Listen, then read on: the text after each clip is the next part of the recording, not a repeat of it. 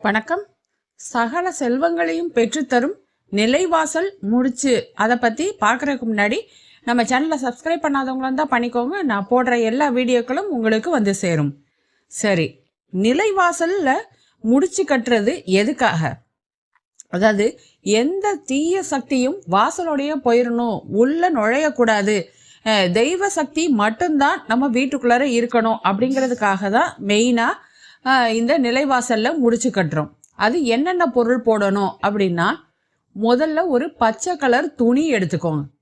பச்சை கலர் துணியில் கொஞ்சம் வசம்பு, ஒரு 2-3 பீஸ் வசம்பு, அடுத்து வேப்பங்குச்சியும் வசம்பு சைஸ்லேயே கொஞ்சம் கட்ட மாதிரி இருந்தால் நல்லது.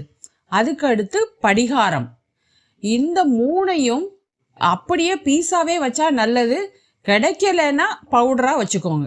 இது 3ஐயும் நல்லா முடிச்சு போட்டுட்டு, இது முடிச்சு போடுறதுக்கு முன்னாடி பிரம்ம முகூர்த்தத்தில் நம்ம வழக்கம் போல் விளக்கேற்றும் இல்லையா, அதே மாதிரி விளக்கு முன்னாடி இந்த முடிச்சை வச்சுட்டு குலதெய்வம், இஷ்ட தெய்வம் எல்லா தெய்வத்தையும் வணங்கிட்டு அனுமதி வாங்கிட்டு அதுக்கப்புறம் இந்த முடிச்சை கொண்டு போய் நிலவாசல்ல கட்டணும். இதுதான் கெட்ட சக்தியில உள்ள நுழைய விடாத ஒரு அமைப்பு. இதை செய்து பயன்பெறுங்கள்.